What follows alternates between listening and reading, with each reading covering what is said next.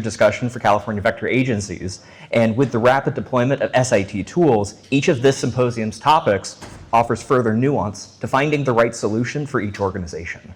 Today, I wanted to share some of the developments, plans, and some of our nuances for WB1 releases in a brief presentation titled Laying the Groundwork for SIT Releases, Wolbachia Trials in the San Gabriel Valley.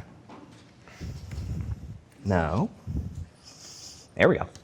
So in short, I'll be covering the work that has already been completed in 2024, 2025 in conjunction with the Mosquito-Mate to fully prepare SGV for WB1 field releases. Following those preparations will be our plans for 2026 to perform our first full-scale release of the product. So as everybody else got to go through, some background.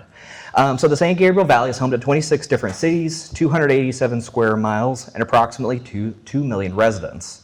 Key for this discussion, though, was the initial identification of Aedes albopictus eggs, followed by adults in 2011 in the city of El Monte.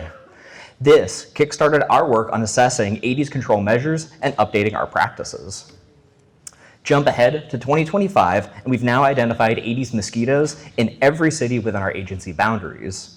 We have also identified 3 separate species within that same time frame. The aforementioned Aedes albopictus, Aedes aegypti starting in 2015, and Aedes nondescriptus in 2017.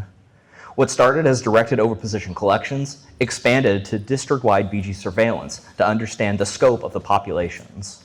Understanding the scope of that said problem now sets us up to properly implement a new solution. So while considering SIT as a control program and WB1 males as a tool, we established a few overarching goals for its implementation. First and foremost, with Mosquito-Mate's successful EPA and DPR registrations in California, we wanted to treat WB1 Aedes aegypti as a standard product. With that registration set, we changed our dialogue to treat this as any other pesticide and Mosquito-Mate as any other vendor that we'd be doing business with. By going down the purchasing route, we minimize startup time and costs while maintaining our IVM principles of identifying the most appropriate tool for the needed challenge. We wanted to establish this as one more tool in our toolbox rather than a conclusive silver bullet for an ongoing problem. And lastly, we shaped this pilot trial to draw on comparative results with ongoing regional and statewide SIT projects. Part of this program's preparations have been working with my regional experts in discussing their methodologies, goals, and how they've gone about establishing their programs.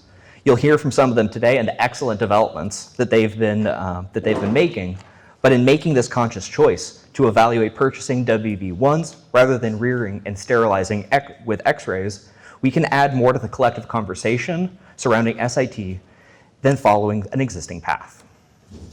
So, of course. So to kick off what has already been completed, we performed specific site selections. We asked what would be the characteristics of the treatment area that are necessitated by the product and relevant to the project. We focused first on areas that are primarily populated by Aedes aegypti and 25 acres in size to align with the product directions. We also chose areas of mixed-use development to align more closely with our agency-wide land use. Using these characteristics twice, we selected a treatment area in unincorporated Los Angeles County at Bassett Park and a control comparative in the city of El Monte located around Mountain View Park. Now with release sites selected, we began focusing on our in-house testing, starting with simply, what is it like to receive the WB1 shipments from Mosquito-Mate's facility in Kentucky? We scheduled several rounds of our shipped adults to train our staff on handling procedures and to build a baseline of what to expect from the shipped product. With those shipped adults, we performed several rounds of a product evaluation, focusing on the shipped WB1's mortality over time and mating competitiveness compared to a control colony. We looked to see how the shipped WB1s performed in lab, as well as semi-field scenarios, to see how competitive they would perform against that same control colony. This allowed us ample time to anticipate what future shipments would entail and provide a baseline information of how the adults would perform. Part of the plan for the preparatory season was also to conduct a mark release recapture with those shipped adults. But to do that, we had to test our marking method and determine what we would expect recaptured adults to look like after release. This entailed building in a specific marking methodology, in this case, marking the adults while still held in the shipping tubes with day glow powder and identifying marked individuals with black light. By marking the adults in the tube, it prevented excessive handling of adults prior to the release, and by establishing the marking methodology early, we could monitor the effect of the adults on survivorship. Now, these actions led into the first planned round of a mark release recapture of the WB1 product at the treatment site. The main goals of this MRR were to further understand the product's dispersal and fitness by their recollections at different dispersal distances. The releases were performed at a single point site, performed 2 weeks in a row, recollected from October 15th through November 4th. Those fall dates are based on our historically reaching our Aedes aegypti peak activity and when Aedes local virus transmission has occurred over the past 3 years.